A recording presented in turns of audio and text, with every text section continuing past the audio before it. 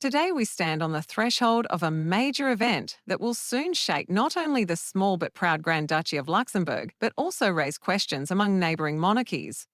On the 3rd of October 2025, the long awaited and carefully planned abdication of Grand Duke Henri will take place. A man who has ruled the country for a full 25 years and now steps down at a moment when the generation of change has clearly arrived.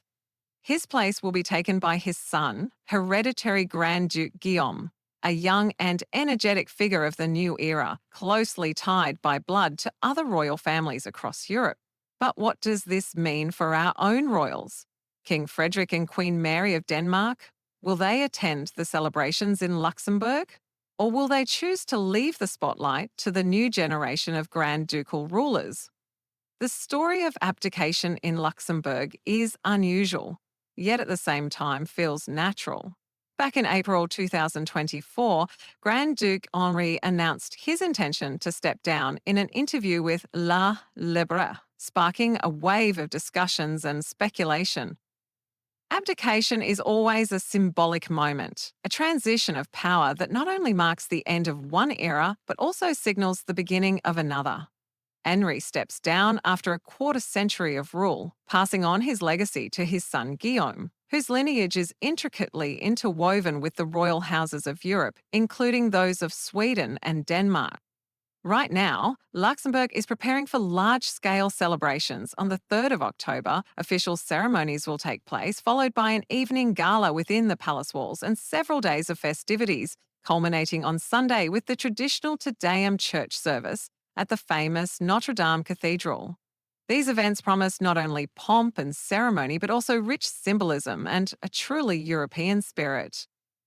But what about the Danish royal family? It's a fair question. Unlike the royal dynasties of the United Kingdom or the Netherlands, Luxembourg is, without a doubt, a more modest house.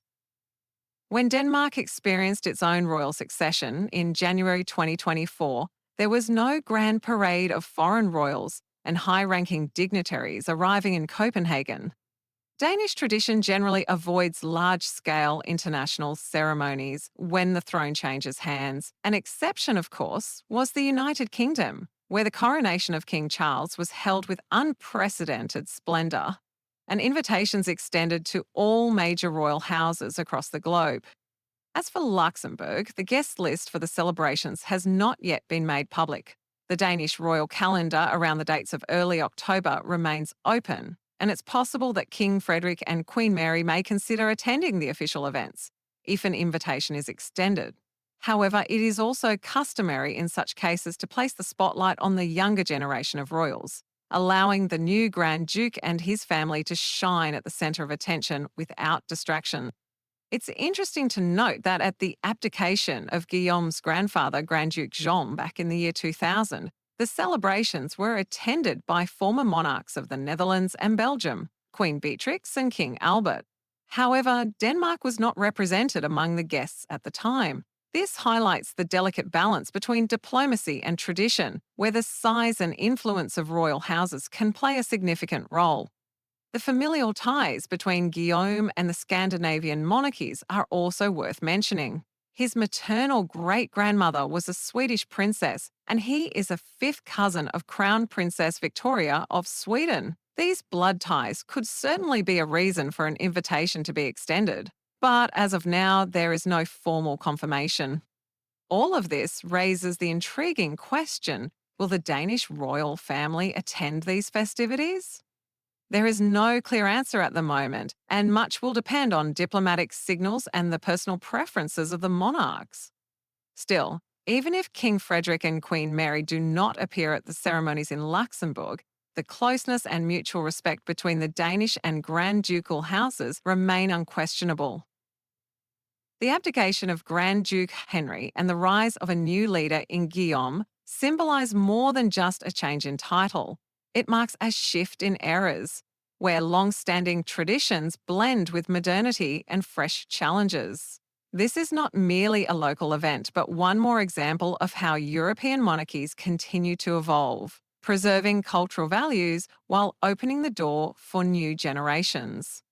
For us, the observers and lovers of royal history, these moments are a reminder that even the smallest grand duchies can have a powerful impact on the broader European royal network, connecting stories, destinies, and traditions.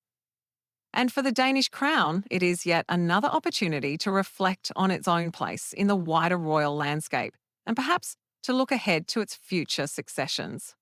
For now, October promises to be a month of heightened attention on Luxembourg, a small but proud country with a grand history where royal traditions continue to thrive. Stay tuned for updates and get ready for more royal stories, because behind every one of these events lies not just protocol, but real human stories, moments of legacy, and hope for the future. If you enjoyed this dive into the world of European monarchies and want to hear more exclusive news and insights, don't forget to subscribe and hit the like button. The Royal Chronicles continue, and we'll be here to keep you up to date on every important twist and turn.